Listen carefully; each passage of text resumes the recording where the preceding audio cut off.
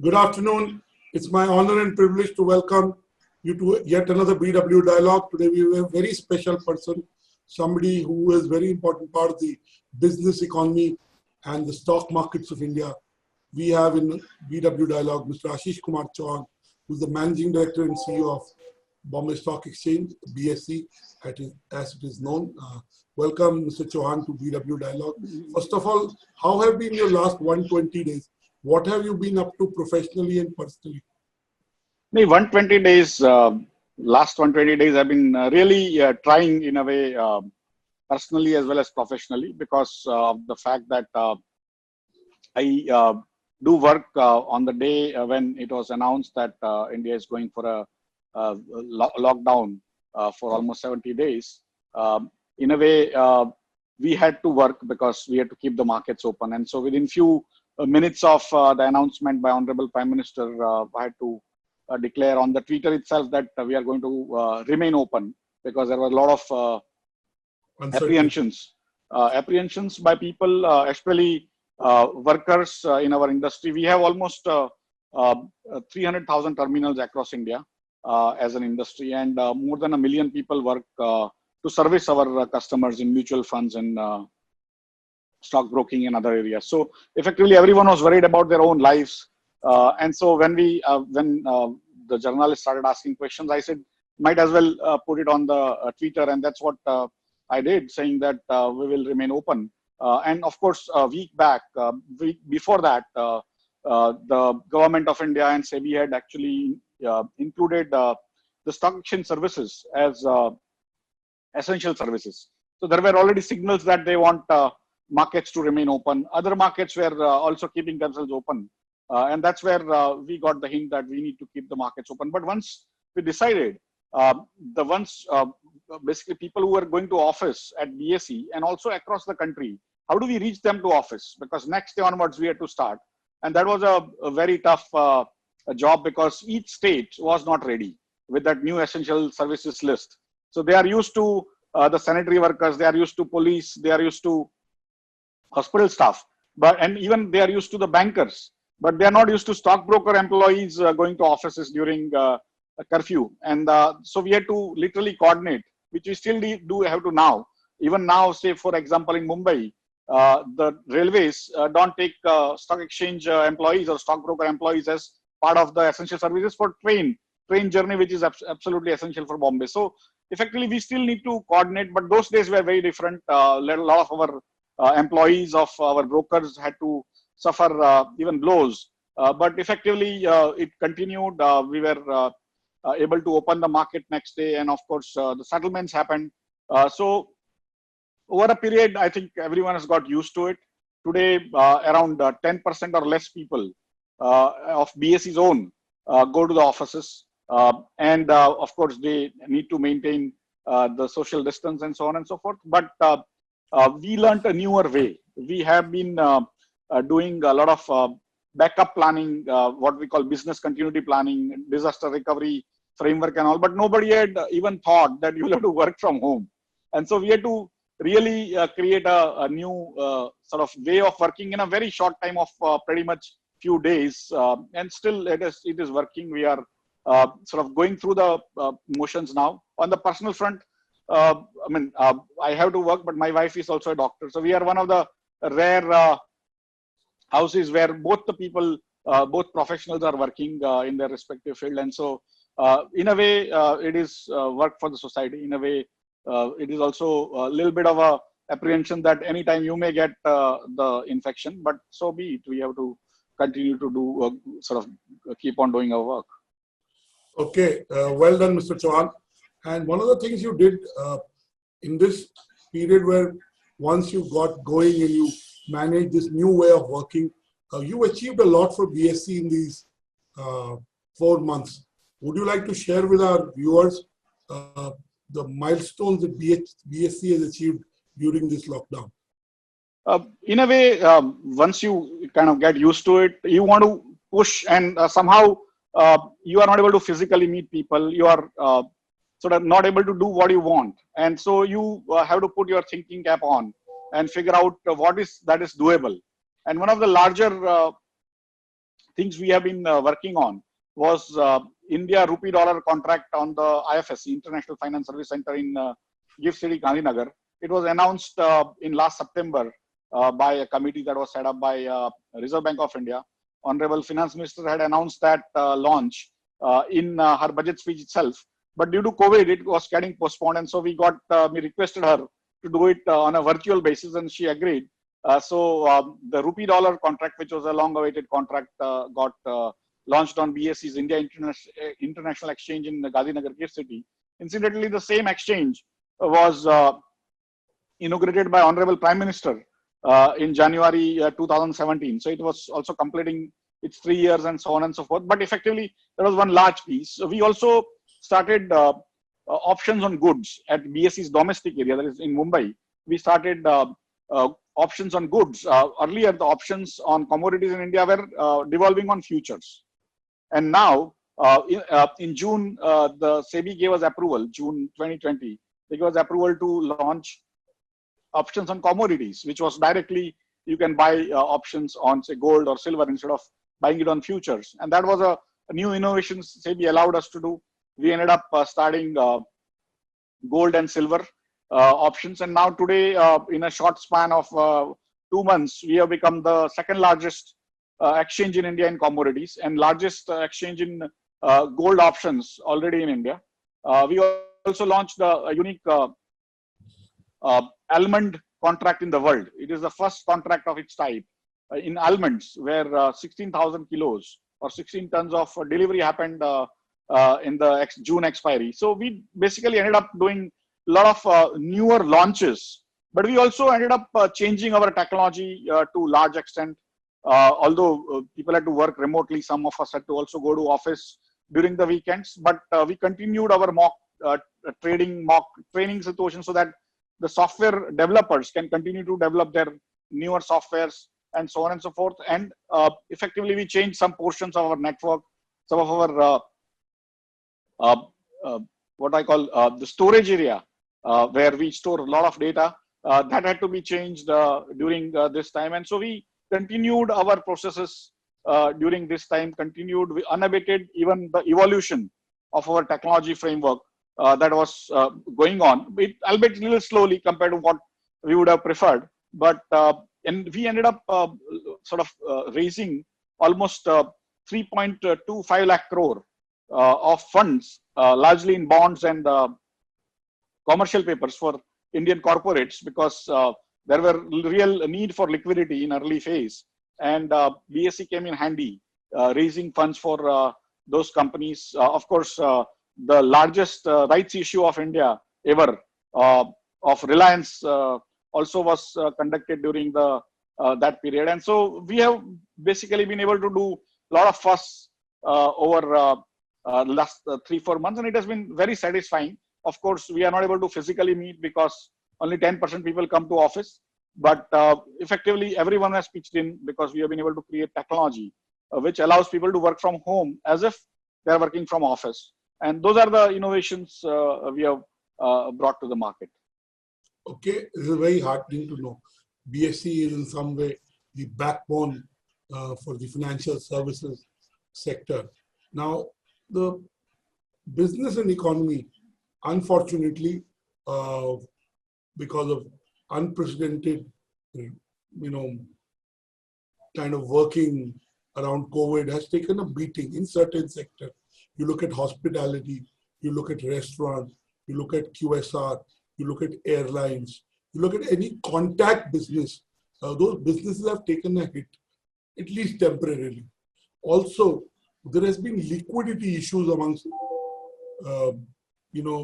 enterprises, though the government has tried to address that through moratoriums, through infusion of money. But tell us, why is there, first of all, do you believe there is a disconnect between the stock market and what is happening on the street?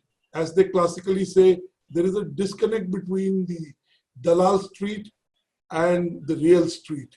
First of all, do you agree with that? And if you agree, why? If you don't agree, tell us why you don't agree. In a way, both. I mean, there is nothing right, there is nothing wrong. The truth is somewhere in between. That what does a market do? What does a stock market especially? Because there are markets of different types. There are markets for vegetables. There are markets for televisions. There are markets for refrigerators, and so on and so forth. The market for stocks is basically market for long-term assets. Assets which will yield you the profits at long term. So one of the reasons why it went down initially when this COVID pandemic started and the panic spread, why did it go down 40%? Did it mean that India's capability to produce long term of all those assets went down 40%? No. Probably no, right? And so what happens is the way the stock markets do things is that they try to take all the current information into their calculations and sort of project forward for next 2 years, 5 years, 10 years, like that. And that's how they basically react when a new information comes which is not been heard of. So when COVID came, all the calculation went totally haywire because nobody had heard of such a disease which can actually infect you by just being there, and it can kill. And so when it started coming out, China closed down one of its provinces, and slowly it started spreading rest of the world. People got completely panicky, and that happened to the foreigners, but also the Indians, because we also started worrying. We had a lockdown, and rightfully so. But effectively, that was what we call a black swan moment. Although Nassim Taleb, who gave that word, thinks it was not a black swan, it could have been predicted. But effectively, none of our market players had taken that into account, not in India, but across the world, right? So the entire world had market fall of 30, 40, 50%. And then once they started figuring out, because it was being compared to Spanish flu. Spanish flu had basically killed very large number of people. It is said that in India also in excess of 10 crore people died those days in 1917, 1918. And so people thought if this is going to be that kind of thing, it is going to be a annihilation. And that's why the market went down, and no medicine has at least was found those days. And that's where the market reacted. Slowly, they realized that it is a very infectious disease, but the entire world is able to manage reasonably well. It is not that it has been managed fully, but the number of deaths and all, today only it has reached 7 lakh number of deaths. Whereas if you recall, even in India, the Indian origin foreign experts of all these epidemics came on television and said that by July, India will have 10 crore and 20 crore infected people, and sort of crores of people would have died.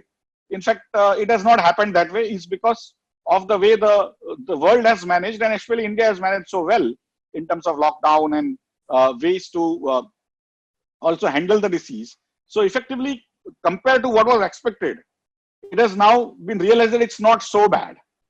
It may still become bad later on, you never know. But currently, that's how, plus it has become now part of the calculations. So slowly, the markets across the world, in fact, in US, the markets have gone beyond, especially NASDAQ index has gone beyond what was before the COVID started. And so that's how I see the second part, which is more important, is it's not that only market does on its own. The governments across the world have realized that whenever such a panic happens, they tend to put in a lot of liquidity into the market.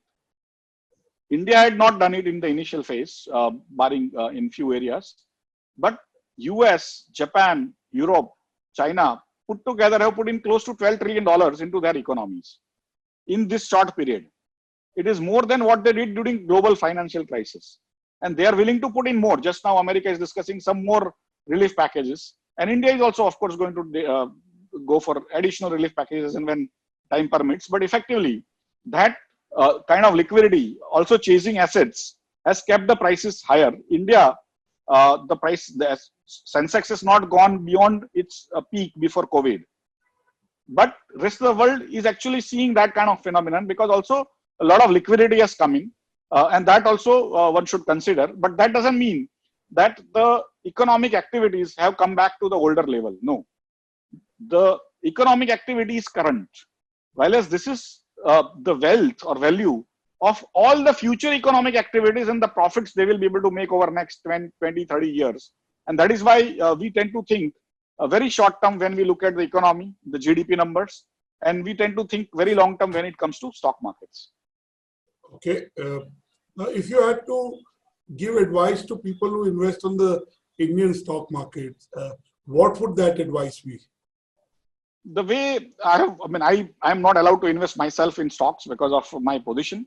And so I am not somebody who you should take seriously in terms of figuring out which stocks to invest in. What does investor education? Correct. More in terms of, being when you talk to the CEO of a stock exchange, many people want to ask kaun sa stock upar jayega. So that's why I always start with a disclaimer that I am not an investor myself, but overall, the way I have seen the markets over 30 years, out of which almost 20 years I have been a regulator of some sort in NSE and BSE now. And so for me, somewhere on the line, investors should invest and not speculate. Many times by watching the television, by sort of listening to stories, reading newspapers, getting all those SMSs and WhatsApp, we tend to think that you can make money easily. And that's where morning buying and selling in the afternoon is considered investment in India. It is not investment. Investment is for 3 years, 5 years, 10 years, 20 years. And you should learn to invest and not trade. You frequently trading is not a good idea because you are going to lose a lot of money, even in brokerage and otherwise. And if you want to invest, select the companies which you think are doing well. If you don't have the capabilities to spend time or do not have the ability to understand finance, my request is please don't do it directly. You can always do it through alternative investment funds. You can always do it through portfolio managers or do it through mutual funds. All these people employ experts whose job is to do it.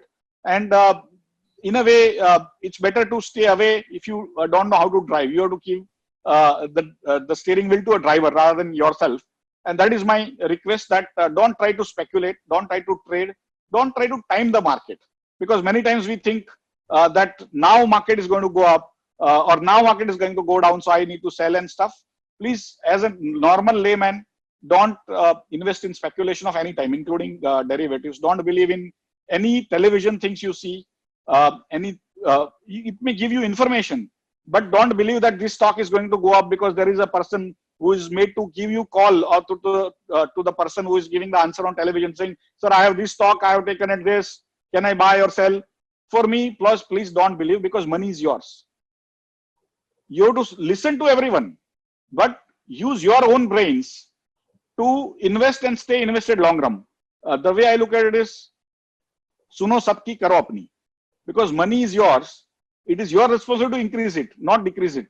And listening to 10,000 people is not going to help you anyway. And if you are not able to actually understand, please go through somebody else. Stock markets have given the best returns of any asset class in the last 40 years in India since Sensex was construed. 1979, on 1st April, Sensex was 100. If you had invested in those stocks, 100 rupees, today it will be close to 40,000 rupees plus the dividends. If you add up the dividend, it will be close to 58,000 rupees. So 100 rupees over 40 years, you have to do nothing. You have to just keep on investing in the Sensex stocks.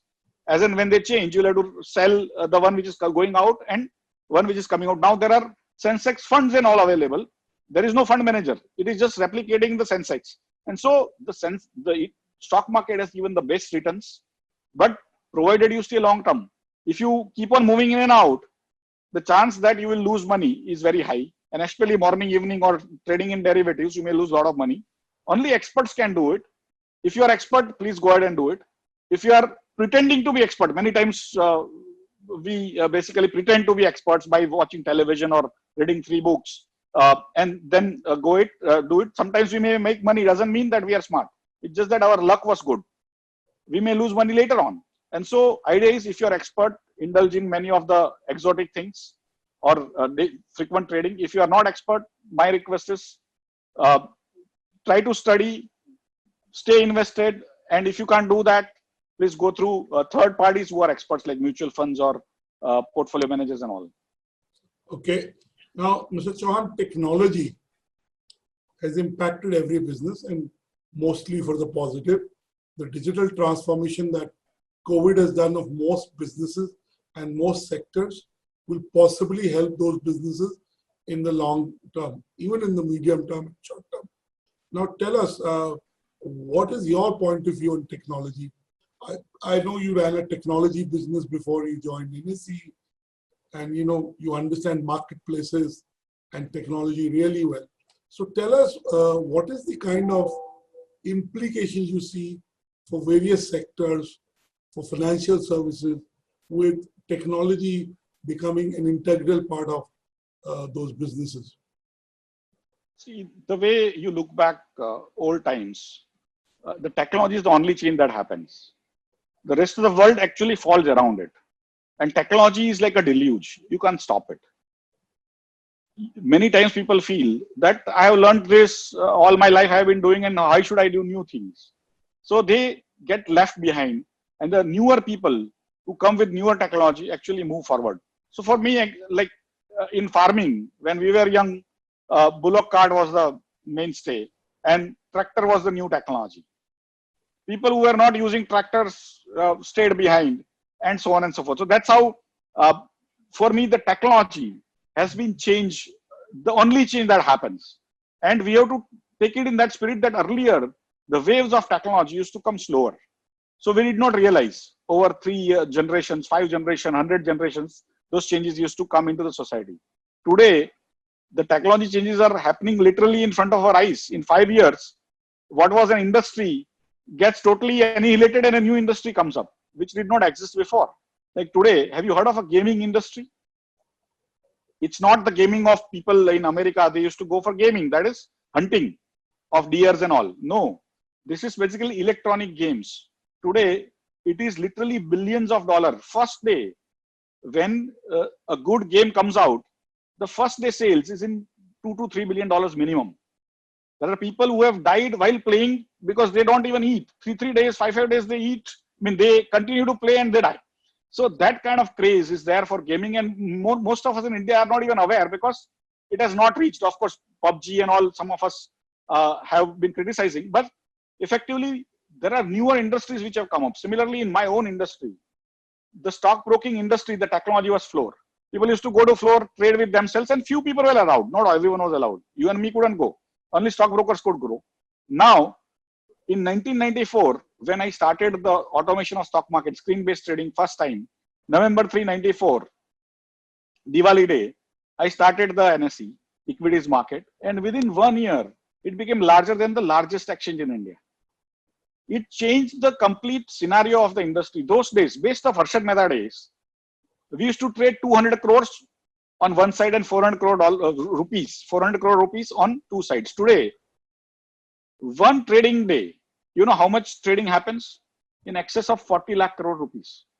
From 400 crore a day to 40 lakh crore rupees a day in 25 years, 26 years. Can you believe it? Why it has happened is because of the technology change. Every industry has changed, even music industry. Earlier, when Akbar had to listen to Tansen, he had to bring Tansen with him. Today, you can listen to 100 Tansen in your, basically in your mobile. How you are doing it? Technology has changed. Dematerialization is happening. The services which were physical are becoming dematerializing, and so on and so forth. So for me, technology is the only thing. And today, first time in history over last 2 to 5,000 years, India is rightly poised to take advantage of the technology. We were the original inventors of technology. Even technology doesn't have to be information technology. Conceptual technologies like even zero, invention of zero by India, was one of the greatest leap of faith in leap of understanding in mankind. But we did not use our technology because we kept most of our population away from the knowledge. We wanted only 1% to have the knowledge, 99% to remain as they were. Today, after independence, we got everyone into education. Most people are getting educated. They are not backward looking. We are forward looking people. We don't go back to any book. We go and try to use technology the best way. And that is where I think, given the literate, technology savvy population today, which is going to remain young for a very long period, almost 40, 50 years. And for me, those 50 years, using new technology, the world will create more wealth than it has created in last 10,000 years. And India will be almost 20% of world population and can create 25% of new wealth. Today, our wealth is around 3% of world's wealth. Our total wealth is around $9 trillion and world wealth is around $360 trillion. In next 50 years, the world will create another $360 trillion, out of which India will create probably $90 trillion. So we'll go from 9 to 99 or $100 trillion in next 50 years, and we will still be 15% of world's wealth, not 20%, which will be our population of the world. So we'll be like a mid-size, mid-income country from a very poor per capita $2,000. We might reach much larger, almost 7-8 times per capita income, only using technology. Anyone trying to think that going back to older technology is not doing the right thing. We must look at newer technologies, whether it is biotech, whether it is healthcare, whether it is information technology, whether it is 3D printing, whether it is space. Any new technology is going to create those wealth, and India is rightly poised in every aspect of it to create and wealth for individuals and wealth for the country. Also a lot of jobs. In fact, if you look back, last 30 years, the primary jobs that have been created in India are, from where? They are from information technology and from pharmaceuticals.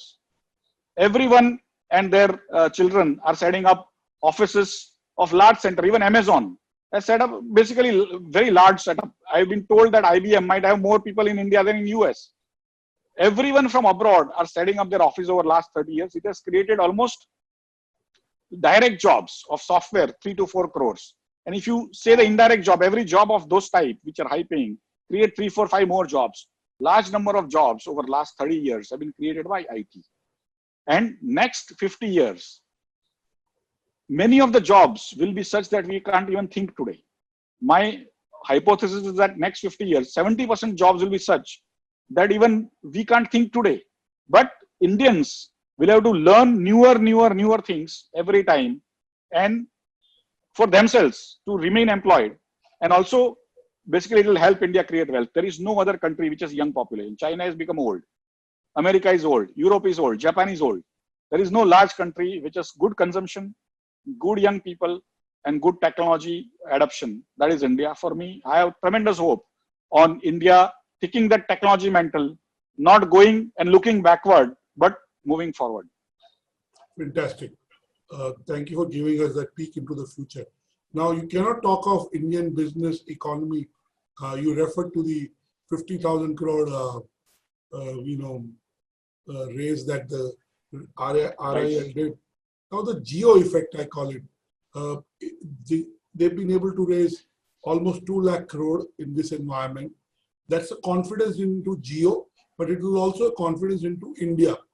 Now, tell us what does the geo effect will be for the Indian economy? For me, I would say the rest of the world over last 25, 30 years always had more confidence in India than Indians had. Probably we are cynical people.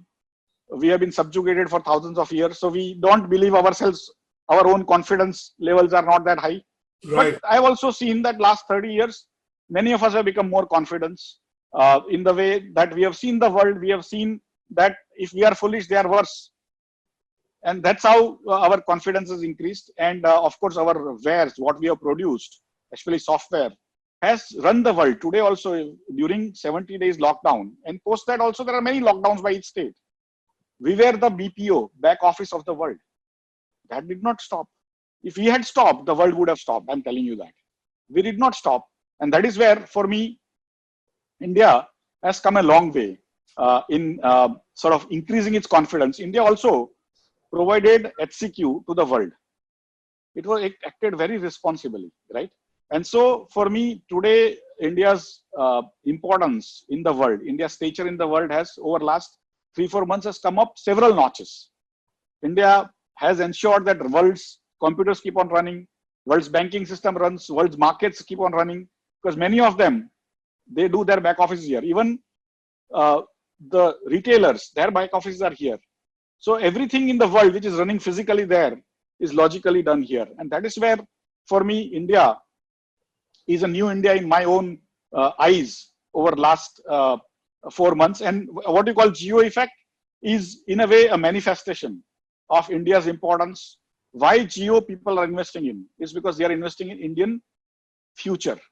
India's ability to use new technology, the telecom, the 4Gs and 5Gs. And that is what for me very, very heartening, that India has given that confidence to the rest of the world that that money which they are investing 2 lakh crore plus will actually give them more results, more revenues going forward, more dividends going forward. And I think there is no better certificate for India's future than that. Fantastic. Now, as a leader, as a professional, what is your advice to people who have seen despair? They're a little hopeless. They're dealing with uncertainty. So what is your advice as someone who's in the play and who has made an impact? What is your advice to other leaders and people watching this telecast? For me, it is difficult times for the rest of the world, literally entire world. And many of us, rather most of us, are in difficult situations because if we are employees, our jobs are going. If we are owners of enterprises, small or large, we are worried about our cash flows, how to pay our taxes, how to pay our sort of where our premises are all rented. Those kind of issues are hugely on everyone's mind. Everyone is troubled, and there are businesses which are more troubled, like as you rightly said in the beginning, hospitality, airlines. I mean, their meter is running off the plane. It is a very costly lease. Every day, if they don't use it, still running, right? And so everyone is, in a way, there are some people who are doing okay, like information technology guys are still doing okay. My friends in IT who are doing those businesses say that they're getting more orders. But that's what I call a very small portion. The rest of the economy is not doing so well, not only in India, but across the world. Every country has done what they could. India has done, basically started taking care of the poor people. 80 crore people are being given free ration, little bit of money till December of 2020. That is again to ensure that the social unrest doesn't happen. Social fabric remains as is, and it allows the economy to come back. Of course, the rains have been good this year, so probably the rural economy, which is almost 60-65% of the people depend on that, will have some money coming back in their hands over say October-November period. And so some positives may happen in consumption. But the people who are running their businesses, people who are losing jobs, it is a very tough time. And we will have to learn newer technologies to employ in our businesses, to employ in our lives so that we become useful for other employer and so on and so forth. There is going to be more competition for the employment than we think otherwise. On the other side, there are shortages of pockets. There are pockets of shortages where today, if you want to do construction work in Bombay, you are not getting the workers because they've all gone home. And so the cost of worker goes up because of not only the workers being found, but also taking care of their health and other things. So there are, for entrepreneurs, there are different sets of issues, especially on the cash side. And as you rightly said, government has taken care of the SMEs by giving them guarantees for their loans so that they don't feel that government is not helping them. But on top of that, they are also trying to give them equity. So when they list, they will get some equity sort of infusion also from the government. But overall, it is a tough time for most. And I'm completely aware and sympathetic. Many of my friends, I used to run a small software company, and I know how tough even during the normal days it is to run your business and current business where you have to keep on paying your employees who are also going through difficulty. And those are the things I worry a lot. There is no easy answer. Government is trying to reduce the pain as much as possible.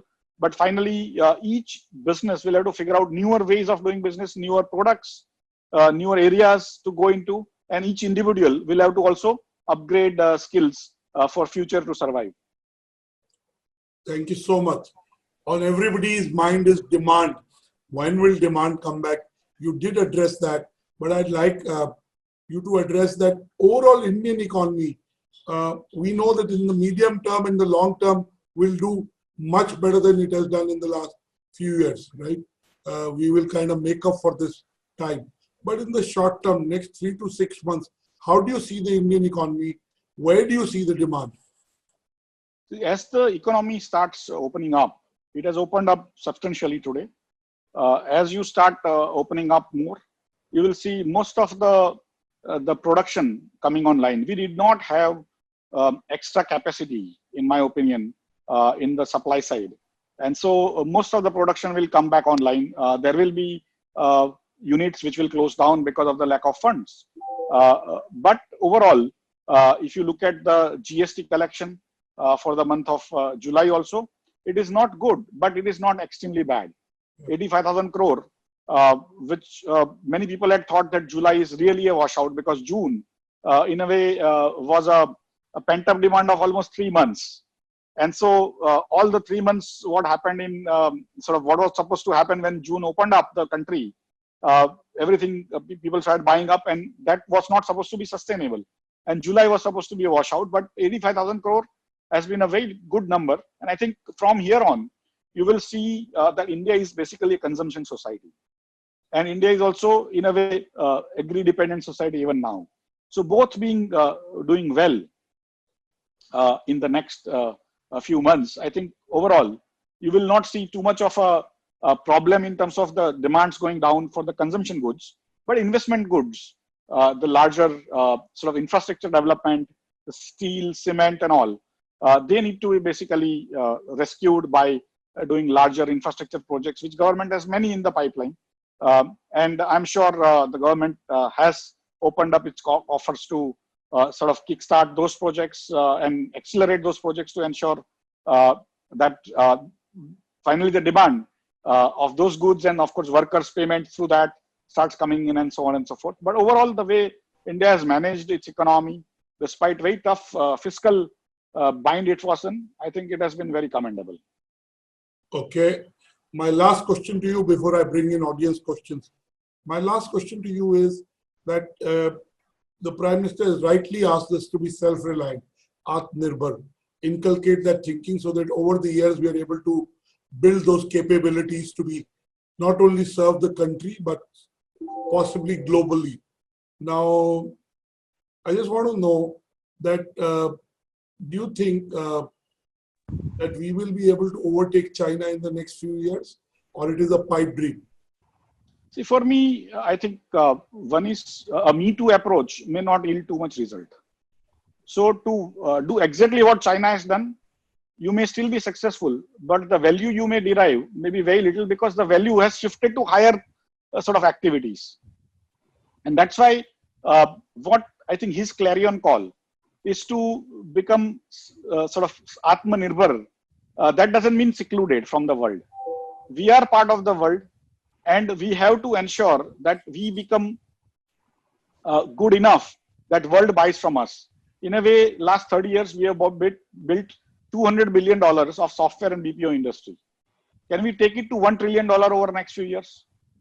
China is not there. And world is going to require capacity and capabilities. Can we work with the rest of the world's governments, where China has now, of course, 4 months it has proved that it is not a very responsible country from the world perspective. And so India is responsible. We will work. We have made you work during the COVID period also. And can you give us a way to help you and sort of sell more software related products? Of course, our people will be sitting in India and doing your work. And so that is one part. Of course, getting manufacturing from them would be very good, because manufacturing creates even low level jobs, the worker level jobs, low paying jobs, but they are absolutely essential for India. And that's where basically we need to do reforms. We need to do administrative reforms, land reforms, labor reforms, judicial reforms, tax reforms. Otherwise, people have, those industries also have other choices. So we may think they have no choices, so they have to come to India. It's not true. They might go to India, but they might go elsewhere. And that's where each state government will have to run like a competitor. It cannot be that center only has to do their job. Center will continue to do their job, but if the state governments don't improve their land laws, labor laws, and administrative things where people don't have to basically give speed money and things like that, then only you will be able to attract manufacturing jobs. And for me, if we can do services as well as manufacturing, I think we can do wonders. Of course, there is third part, which is now become very apparent that there are almost every large rich country is old. They will require healthcare professionals. What we did in IT, can we do it in healthcare? Can we train our people in healthcare and also local languages of French or Japanese or Russian or any other language and send our people to take care of those people? We might make it into literally tens of trillions of dollars a year business. Today, the developed economies are spending 20% of their GDP on the healthcare. It is going to go up to probably 30-40%. Can we have a large portion of that? Because we have young people who can learn newer things. And so for me, there are many such interesting ideas which are coming up. The government is looking at many of them. Textile is another business. We are exporting around $15-17 billion. It is our traditional expertise. I mean, even from time immemorial, India was good at textiles. But India is exporting $15 billion. Bangladesh is exporting $35 billion. And China is exporting $167 billion. When China is slowly withering away, can we bring that back to India from 15 billion to $150 billion? It's easy to do because already the market is there. And those are the things. If we focus on few industries like APIs, like textiles, like healthcare, like BPOs and softwares and all, for me, and whatever sort of facilities they require, whatever tax breaks they require, whatever administrative frameworks they require so that they don't get troubled, we must provide because they are going to give us jobs. Our biggest issue over next few years at least is to create new jobs. And that is where for me, it is doable. It requires a focused approach, identify the pockets, work on them, give them facilities, and become the largest sort of player in that business. Thank you, Mr. Chauhan. I take a question from Samir Madan. Can you talk about corporate governance standards in India? The listed companies outside of, say, a BSE 30, can we trust anyone? The Times Bank, Satyam, and so many others are examples which don't instill confidence. And the lesser we talk about regulators, the better it is. SEBI was recently told by the Supreme Court that they don't have jurisdiction to have a ban on the big four accounting firms. So this is basically asking a question on governance. In a way, because we are a democracy and we are what I call a very vocal democracy, we get to hear a lot of noise. But overall, if you see the world ranking, it's not created by BSE or India. It is World Bank's ranking of ease of doing business. It has several parameters. One of them is investor protection, which includes corporate governance, because investor protection will happen only if corporate governance is correct. India is in top 5. It doesn't mean India is the perfect and there is nothing better to do. But rest of the world, we may, sitting in India, we may also think we are so bad that world must be very good compared to us. There are at least 100 Chinese companies which have raised money from America and then have become vanishing companies. They are not even to be seen, not 100, probably much more. Even Canada and so on and so forth. And so Indian corporate governance today and investor protection is pretty much amongst the best in the world. That doesn't mean there is no chance for improvement, and there is continual improvement. At the same time, if there is too much of micromanagement by the regulators, then what happens is the business cannot run themselves. So why the board of directors is there is to govern that company within the regulations that are given, and enough flexibility is given for them to take decisions and so on and so forth. It is what I call a business of trust. What we manufacture as BSE or the regulators or RBI or the companies put together, all of them is business of trust. And trust is, in a way, easy to spoil, very difficult to build. The companies which are trustworthy for 30, 40, 50 years, they get higher price earning ratio. There are companies which slowly go down on trust. They attract lower price earning ratio. And that is why when a company's price goes down, and you might think it was very good earlier, but its corporate governance now at sort of discount, you might like to worry about it, because all the information that is required usually for you to make your judgment is available to you. Despite that, you go into a bad corporate governance company or slightly suspect bad corporate governance company and then expect the regulator to save you. when you are in trouble. But when the prices go up, it is yours. For me, it cannot be happening both ways. So idea is that somewhere on the line, the investors will also have to be a little more responsible for their behavior. And as earlier I said, don't believe in whatever is written or spoken by way of WhatsApp, SMS, or any other media. And be careful, it's your money. Worry about companies' promoters, companies' behavior. And it is not necessary that a company which has been doing well on corporate governance for the last 30, 40 years will do the same over next 30, 40 years. Sometimes things change. And you need to be constantly on vigil to do that, to ensure that your money, which you have invested, which is hard earned, is not going to go awry. And that's why for me, it is basically to some extent responsibility of the investors also to walk with their feet. But if they cannot, because they are already stuck there, they will have to raise their voice in the AGMs. What has happened is the Companies Act 2013 is very, very revolutionary Companies Act across the world. It has a concept of majority of minority. Whenever corporate governance goes bad, the promoters try to take away money in their favor because they have a brute majority in the board and also in the shareholding pattern. But the shareholders are in fact majority of minority. 4 बजे का भी भेज दिया है title, ठीक है? वो education और मेन पे होगा. Raghav, you have to unmute yourself. Raghav, you have to unmute yourself. So majority of minority means only the people who are not interested in that area of the resolution. You can actually defeat resolutions now. There are many examples of that. There are investment advisory services companies which actually advise institutional investors what to vote for, what to not vote for. So somewhere on the line, we have gone tremendously high on the framework of corporate governance. At the same time, there will be minor situations which will come up, and we will remember them for long, and we must. We cannot forget the history nor the wrongdoings. But ultimately, the trustworthy companies will continue to be performing well, and the companies which do not generate that trust in the investor population will go down. I hope Mr. Chauhan has been able to answer your question, Mr. Madan. Mr. Chauhan, just before I let you go, I want to ask you, if you had to make 3 predictions for the future on Indian business and economy, what would those be?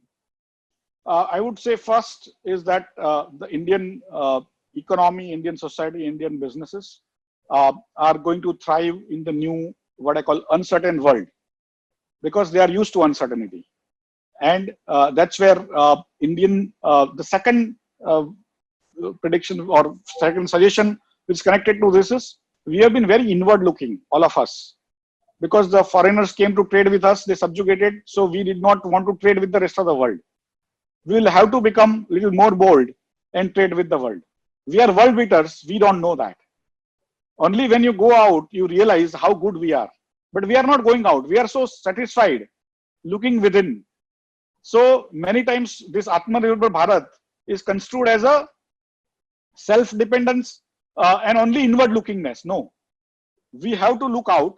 And that is my another sort of request, that Indian industry, Indian media, Indian everyone will have to look out. Don't be satisfied with only India. Use Indian people, Indian brains are among the most brilliant people. But also go out, check it out, and who knows, you might become billionaires yourself by just being what you are. And the third part is that use of technology is going to increase day by day. And people who can sort of use technology to their benefit compared to their competition in the same business and get into newer and newer areas using technology, not only information technology. Everything is changing. And if you can use that to be up to date, because technology, as I say, the ride of technology is very uncomfortable. It's like riding a tiger. It's very uncomfortable, but if you get down, it eats you up. So you have to continue to ride the tiger. And if you can do that, you are going to be the winner in the long run, because that is the only change that happens. Thank you, Mr. Chauhan. I've exhausted all professional questions, but here is my last personal question. Mr. Chauhan has achieved it all, being an entrepreneur, being the MD of BSc, taking it public, bringing foreign collaborations. Is there a bucket list Mr. Chauhan has, or things that he hasn't done, like getting a Padma Shri award? Is there a bucket list that Mr. Chauhan has? From childhood, I was happy-go-lucky. I had no ambition, frankly. I had no goals. Today also, I am more a person who flows with the time, and I don't change my jobs easily. This is my, in a way, third organization I work for. But in all the organizations, I have not changed by giving CVs and all. I was sought out for totally different reason, like BSE. Bought a company which my family had on software. That's how I came in. And so effectively, I'm basically not one of the ideal role model for creating goals and achieving them. But because I was not from privileged class, I was not from privileged businesses. My father actually was a government servant. And so we had no business. And that's why I could move around the new technology, which I learned during my engineering and also understanding during my MBA, allowed me to work in pretty much every area. And I worked on setting up a cricket team called Mumbai Indians. I was a CEO in initial days. I have worked in many, many areas. And one of the reasons why I have seen so many colors of life, probably I have seen 10 times more color of life than my age group, is because I was not hung up on a particular a business or particular career path, or had ego that I am IIT and I am, so I can't sell tickets on the road. I have done everything. And the higher part, or the more romantic part or more glamorous parts, are easy to digest, but the difficulty that goes, the hard work that goes, and the ego crushing that goes with the lower end work is what I have done, and I continue to do. I have no shame in saying that. I would basically do whatever is required of me for any job that is available to me, and that is what for me, I have been kind. I mean, God has been kind. The country has been kind. Some time has been kind to me, people like me, and so I'm grateful. But effectively, I have changed my own skill set so many times over the last 30 years of my working that I can't even recognize myself, say 30 years back. And that is how I would say that everyone, if you have goals, which is very good, not having goals is a bit of a handicap, but don't get hung up. And even if you achieve your goal, you'll have to create newer, higher goals. Don't get satisfied. That is how, and I am hugely satisfied. Even when I had no money, I was hugely satisfied. But work hard, work sincerely, and work in technology of any type. I'm telling you, life will take you where you deserve to go. Right? Thank you. Thank you, Mr. Chauhan, for being so candid and being so detailed about all the aspects that we put to you. We wish you luck. I'm sure God has a bucket list for you, even if you don't have one for yourself. So we're doing a conversation on an auspicious day where the Ram Janmabhoomi has seen the laying of the foundation stone for the Ram temple and also the puja that followed. So I'm sure we'll talk to you next year on 5th August. And I'm sure some of the things that you already shared with us today would have become reality. So we wish you luck in your role as the leader at BSc, as the MD and CEO of BSc, and also as a individual. We wish you luck in whatever pursuits you choose to take. Thank you for talking to BW Business World, and we look forward to more conversations with you soon enough. Thank you. Thank you.